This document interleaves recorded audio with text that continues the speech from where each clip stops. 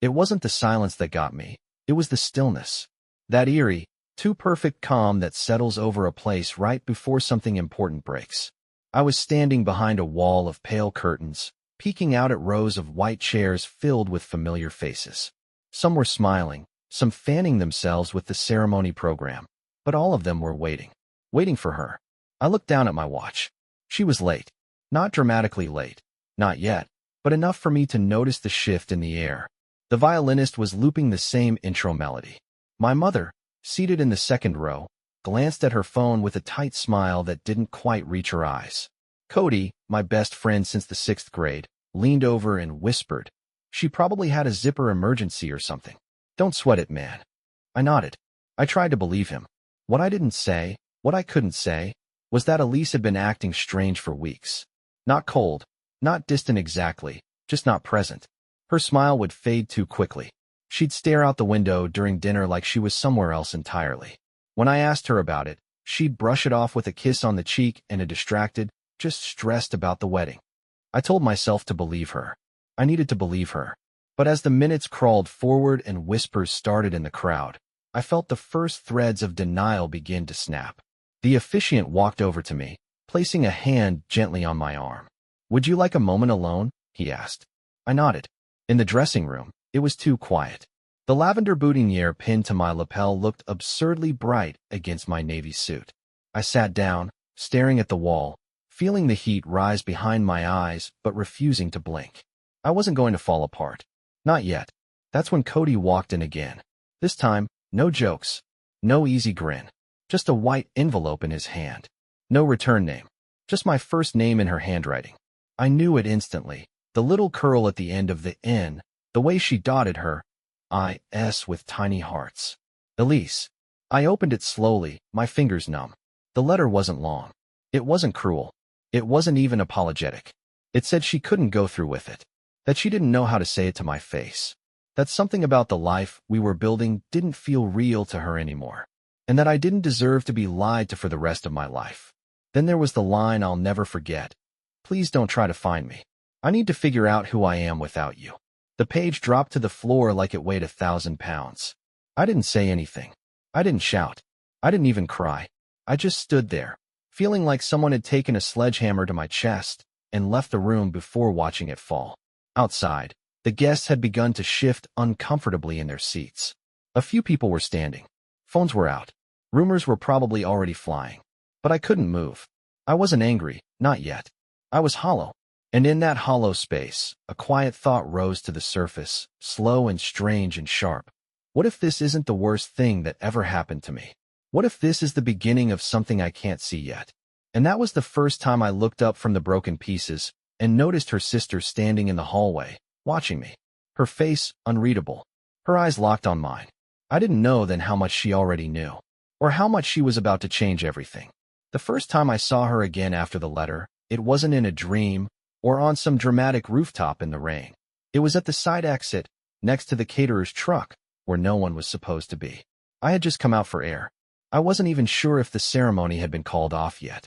Everything had blurred into a strange, muffled tunnel where I could hear my heartbeat louder than the violinist still trying to fill the quiet with something beautiful. And there, leaning against the brick wall in a pale green dress, was Harper, Elise's younger sister. Her hair was tied up in the messy way she always wore it when she didn't care who was looking. She wasn't crying. She wasn't pacing. She was just there, looking straight at me. I hadn't spoken to her much since the planning started. We used to get along, back in the early days, when Elise and I were still new.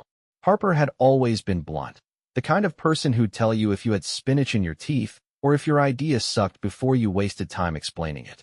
I liked that about her. But the closer Elise and I got to the wedding, the more Harper seemed to withdraw. I assumed it was a family thing.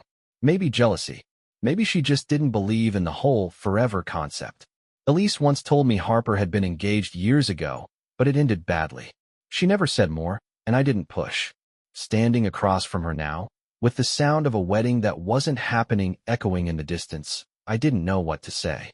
What can you say to the sister of the woman who just walked out on you with a letter instead of a goodbye? But Harper spoke first. I told her not to do it, she said quietly. Not defensive, not dramatic. Just a flat, tired truth. like she'd been holding it for too long. She's been spiraling for weeks, and I kept asking her to talk to you. But she wouldn't. She never could be honest when it mattered. The words should have stung, but they didn't. They felt like confirmation, like the peace I hadn't let myself admit. She left a note, I said, my voice sounding foreign in my own ears. Didn't even have the guts to say it out loud. Harper stepped closer, slowly, cautiously, like I might shatter if she moved too fast. She doesn't know who she is, Caleb. That's not your fault. She ran because she's scared. Not of you. Of herself. Her voice cracked slightly at the end, like she was surprised to hear it. And for the first time since I read that note, I felt something besides numb. I felt relief.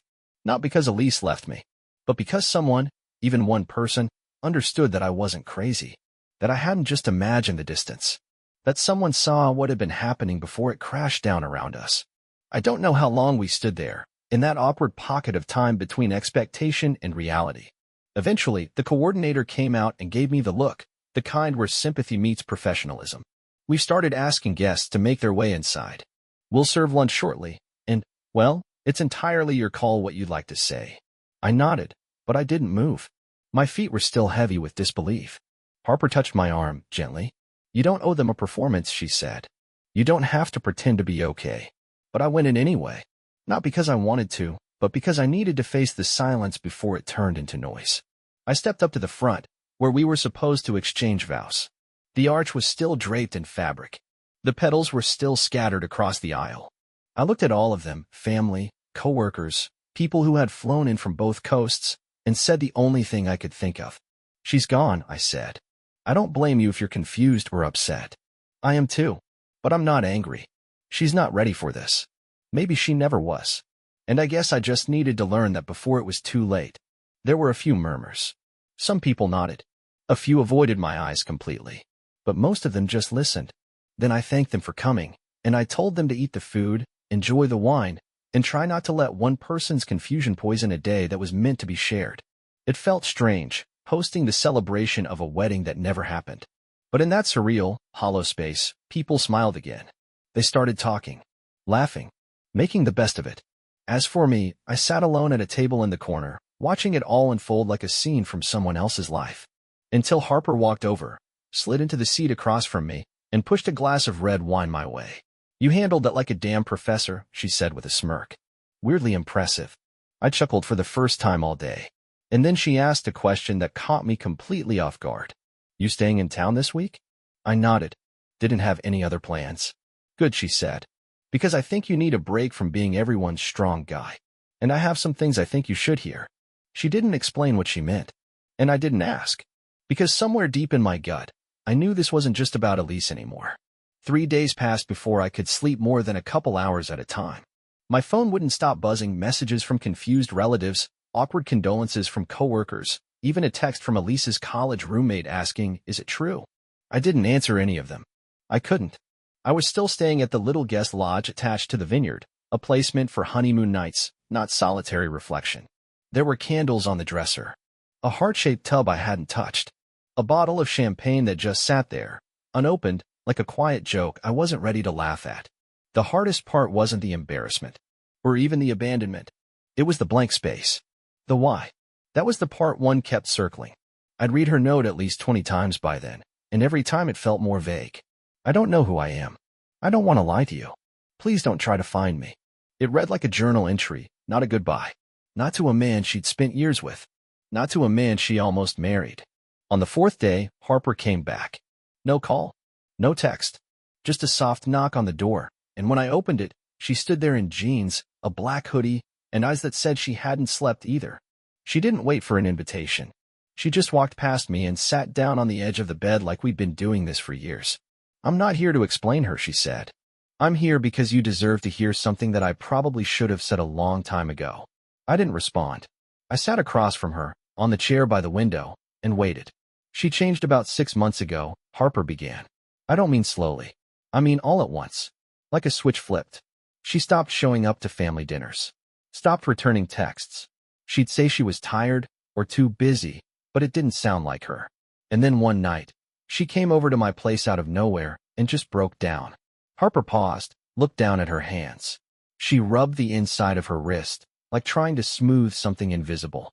She told me she'd made a mistake, Harper continued. That she said yes to the proposal because it felt like the right thing, not because it was what she wanted. That being with you felt safe, comfortable, predictable, but not her. The words didn't sting like I expected. Maybe because I'd already heard them, just not this clearly. What made her leave like that? I asked finally. Why not say something sooner? Harper looked at me like I was still missing it. Because you never gave her a reason to doubt you. You were kind, loyal. You never yelled, never cheated, never disrespected her. But you also never saw what she was hiding. Elise is complicated. And complicated people don't always know how to survive calm seas. They look for storms, even when they're not in one. That hit harder than I expected. I had spent so long thinking love was about building something steady. But maybe she had been looking for something else entirely, something I wasn't supposed to understand. Then Harper said something that changed everything. There's someone else. The room froze. She didn't tell me the details, she added quickly. But she mentioned someone she met during her work retreat last fall. I don't know if they're still talking, or if it ever got physical. But he was the first person she talked about in a long time with life in her voice. It was like hearing a door click shut. Not violently. Just final. I didn't ask Harper why she told me. I didn't need to. She hadn't come to expose Elise. She came because truth, even when it's ugly, gives you permission to breathe again. We sat there for a while, not saying much, just watching the light crawl across the carpet. Then, out of nowhere, Harper asked, "Did you ever wonder what your life would have looked like without her?" "No," I said honestly. "Until now, I didn't think I had to." She nodded. "Maybe it's time you find out." And with that, she stood. "I'm driving up the coast tomorrow. Just me, the road, and a playlist of questionable 2000s music. If you want to come, I wouldn't hate the company." I didn't answer right away. Not because I didn't want to go, but because it was the first time in days I felt like I had a choice again. A real one. Not the illusion of love. Not the performance of healing. A genuine step in a new direction. And Harper, of all people, was offering it. That night, I didn't open the champagne. I didn't sit in the heart-shaped tub. I didn't write a long-winded reflection about closure. I packed a small bag. And in the morning, I got in the passenger seat. I didn't know it yet, but the drive up that coast would unravel everything I thought I knew. Not just about Elise, but about myself. There's a certain silence that only exists on long drives. Not awkward, not forced, just spacious. It leaves room for thoughts to rise to the surface. Thoughts you've buried beneath to-do lists and wedding seating charts and the hum of day-to-day routine. That silence sat between us for the first hour of the trip, broken only by the sound of tires on pavement and Harper's ever-questionable playlist. Early 2000s indie. Songs I hadn't heard in years. One of them made her laugh when it came on. She reached for the volume dial and said, "This was playing when I broke up with my first fiancé." Then she cringed at her own words and glanced sideways at me. "Too soon?" she asked. I shook my head, managed a small smile. "It's okay," I said. I think I passed the too soon mark somewhere back at the salad bar of my non-wedding. We kept driving. The trees got taller. The towns got smaller. Somewhere outside of Cannon Beach, we pulled over to a quiet overlook. No other cars, no tourists, just the two of us and a horizon so wide it felt like it might swallow us. Harper leaned against the hood of the car and pulled a thermos from her bag. "I stole this from your reception," she said. "They were giving it out in the wedding party gift bags. It's cinnamon chai. Your favorite, right?" That hit me harder than it should have. Elise never remembered that. I had told her a dozen times, but at every coffee stop, she ordered something else for me. "You're not a cinnamon guy," she used to laugh. "You just think you are." I never corrected her. Harper handed me the thermos and looked away. I could tell she was fighting the urge to explain herself, to say something that would soften the gesture. But she didn't. And I appreciated that. After a few minutes, she said, almost like a confession, "I hated how she treated you toward the end. I wanted to say something, but I didn't know if it was my place." "It wasn't," I said. "But I wish you had anyway." She nodded slowly. "Yeah, me too." There was a long pause, but this time it wasn't heavy. It was peaceful. Like both of us were beginning to realize this trip wasn't just a detour, it was an exit ramp. A quiet rebellion against the script we thought we were supposed to follow. As the sun started to dip, we kept driving. No destination in mind. Just the coast, the music, and the soft sound of two people who had both been background characters in someone else's story, slowly stepping forward into their own. That night we stopped at a quiet roadside inn, one of those places with too much wood paneling and floral bedspreads from the 90s. Separate rooms. No tension. No expectations. Just sleep. Before heading in, Harper stood at her door and said something I didn't expect. "You're different now. Not broken. Just still." And it was the strangest thing, because I knew exactly what she meant. For the first time in a long time, I wasn't trying to prove anything. Not to Elise. Not to her family. Not even to myself. I just existed. That night, I left my phone off. I didn't check my email. I didn't reread the note Elise left behind. I didn't wonder where she was or who she might be with. Instead, I stared at the ceiling in a room that smelled like pine cleaner and motel soap and thought about what it meant to be free, not in the loud, liberating sense, but in the quiet, aching kind. The kind that shows up when everything familiar is gone and you're left with nothing but yourself. And for once, that felt like enough. The next morning, I woke up before the sun had even touched the window. Not because I set an alarm, not because I had anything to do, but because somewhere inside, I'd become used to being alert for no reason. That edge never quite goes away when someone walks away without a real explanation. Your mind keeps playing catch-up long after your body wants to rest. I stayed still for a while, listening to the sounds of the motel, a door slamming 2 rooms down, distant birdsong, water pipes coughing to life somewhere behind the wall. The kind of silence that lets memories sneak back in. I thought about the first night I ever spent with Elise. Not physically, just with her. We were 25, drunk off half-price sangria, watching a thunderstorm roll in from her balcony. She had this ridiculous scarf wrapped around her head and was laughing about how lightning always made her feel alive. She said storms reminded her that the world didn't care how your day was going, and that, weirdly, made her feel better. I didn't realize until later how much that explained her. Elise always craved the unpredictable, the drama, the intensity. I mistook it for passion. I built a home around someone who only ever wanted to visit. And I spent years believing that if I could just make things calm enough, stable enough, loving enough, she'd want to stay. She didn't. When I walked outside, Harper was already up, sitting on the hood of the car, barefoot, holding a coffee she probably bribed from the front desk. She had her hair pulled back and no makeup on, and for a moment, she looked so unlike Elise that it startled me.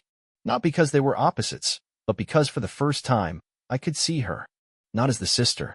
Not as the one who watched from the sidelines. Just Harper. A person. "You sleep?" she asked, not looking at me. "A little," I said. "You." Enough to dream, not enough to like it. We didn't speak again for a while. Just sipped coffee, listened to the wind and the trees. Eventually, we got back in the car and headed north. The radio stayed off this time. There was a weight to the quiet, but not the kind that needed to be filled. Somewhere near a sleepy town with a bookstore and a gas station that looked like it hadn't changed since 1982. Harper turned to me and said something that changed everything. "She didn't just leave you, Caleb. She betrayed you way before that." I looked at her, unsure what she meant. She kept her eyes on the road. Her voice was steady but careful. She told me she never really wanted the wedding, that she thought about ending it months before.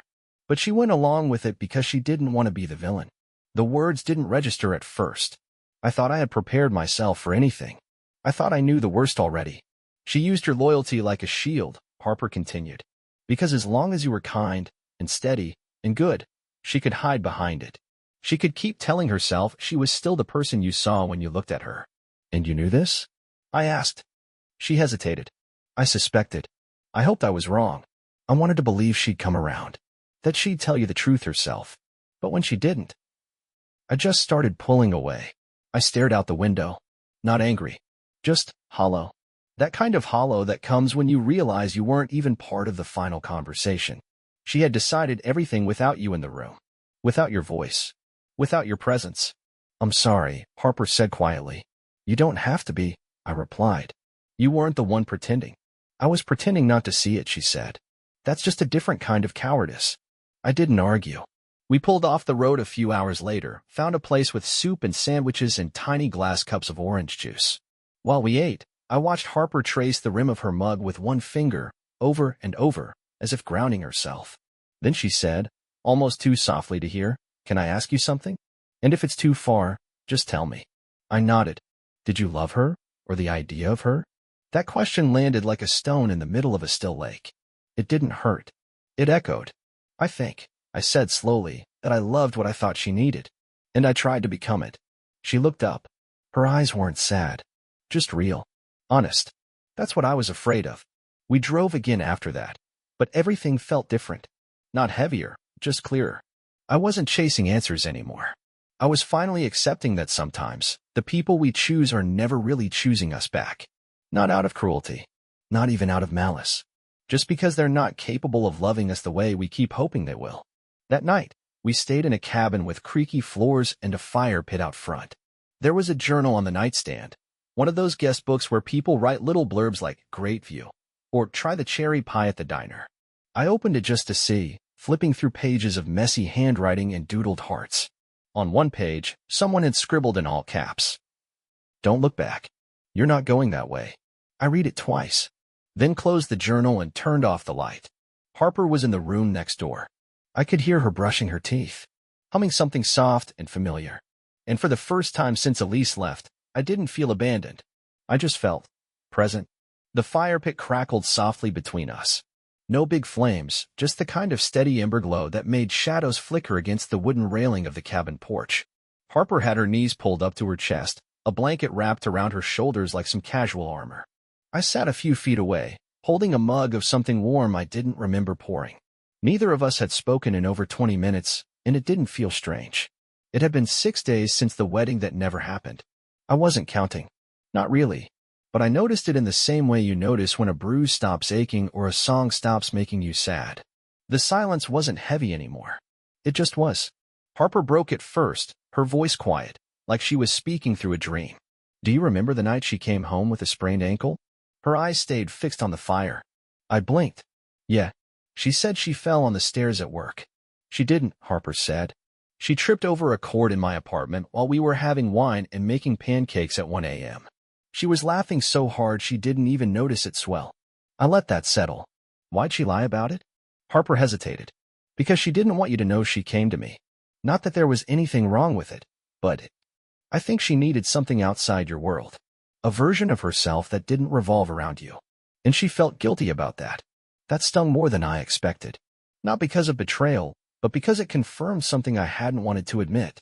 I hadn't suffocated her, but I had built a version of her that she didn't quite fit into. And when someone doesn't fit, no matter how nice the life looks, they'll eventually want out. She used to say I was too steady," I said. "She called you a lighthouse," Harper replied. Which is funny, because she was the one lost at sea. We both smiled at that, but there was a sadness in it. Not bitter, not regretful, just soft. After a while, I asked the question that had been sitting in my throat since day 2. "What about you? You ever think about getting married again?" Harper laughed once, dry and short. "No. I think some people are built for it.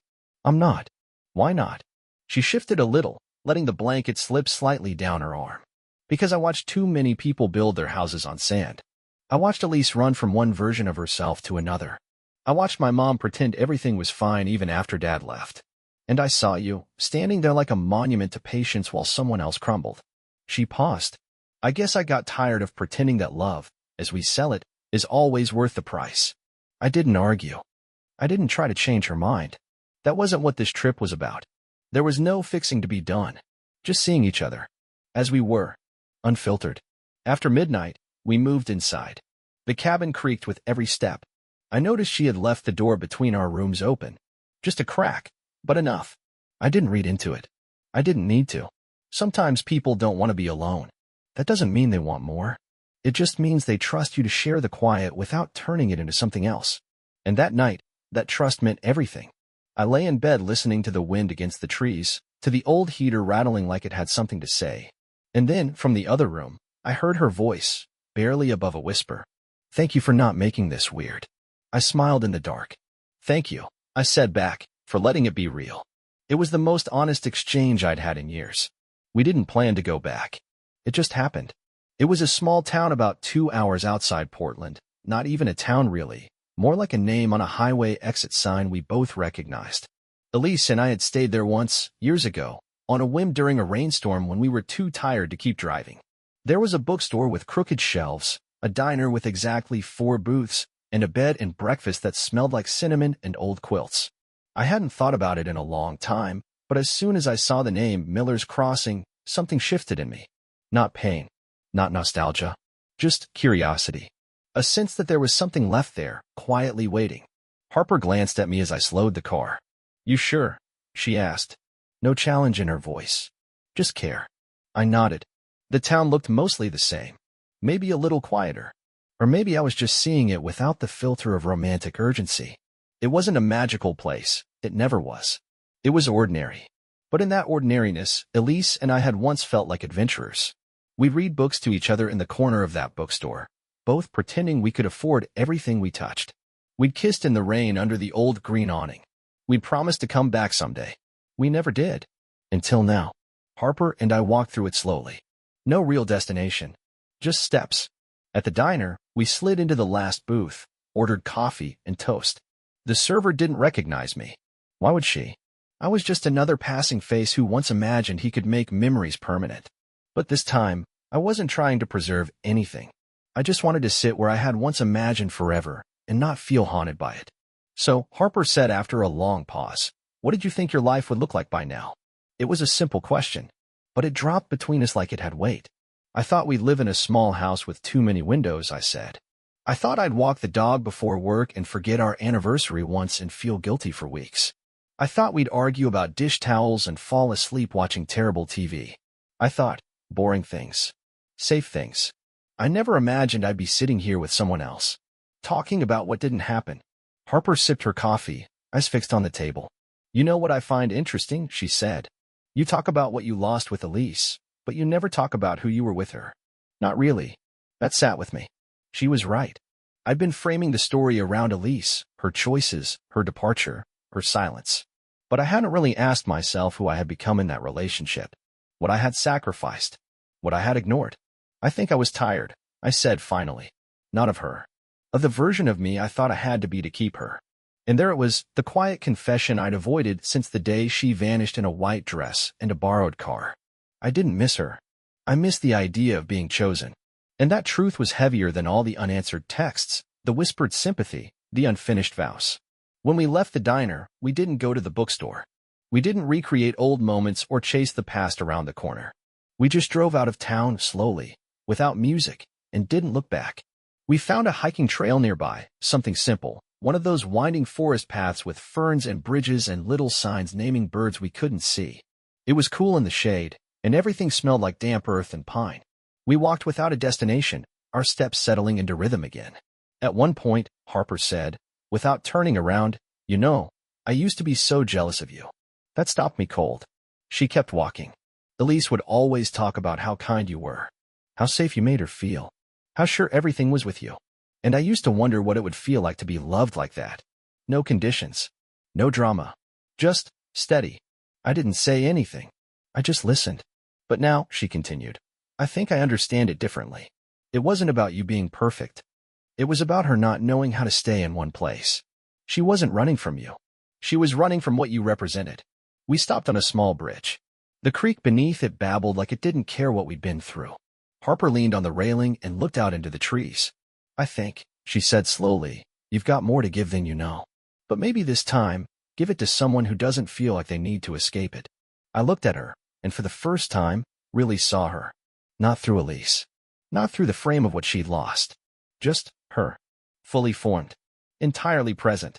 And it scared me a little, not because I felt something romantic, but because I realized how little I knew about what I actually wanted.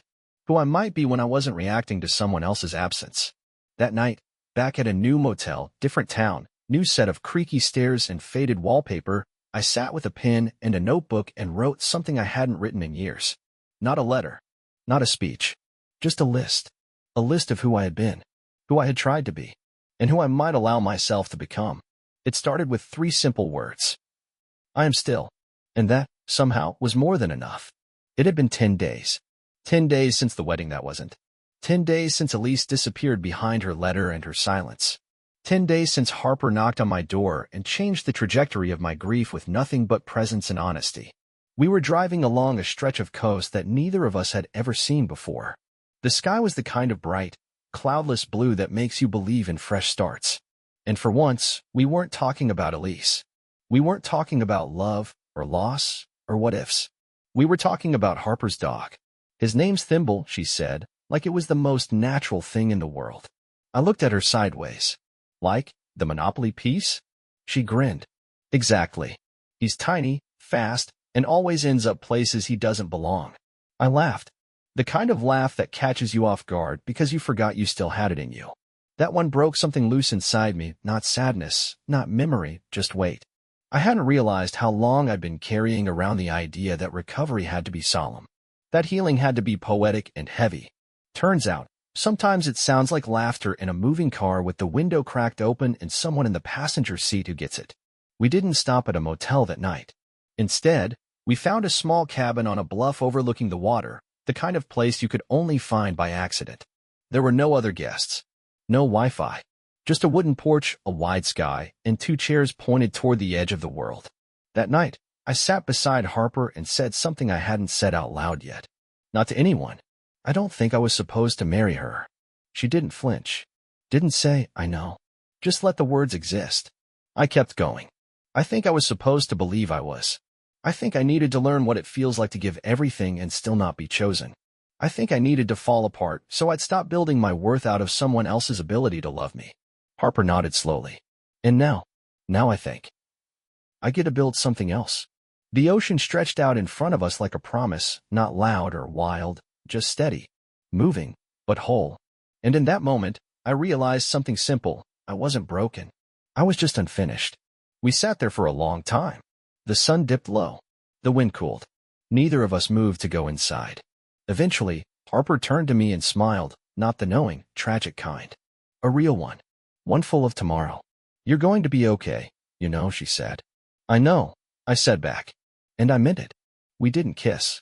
We didn't make a grand declaration. We just sat beside each other. 2 people who had been orbiting someone else's choices for too long, finally standing still. The next morning, we packed up quietly. Harper tossed me the keys. Your turn to drive. I slid into the seat, adjusted the mirror, and for the first time in a long while, I wasn't looking back. I was looking forward. And for once, that felt like home.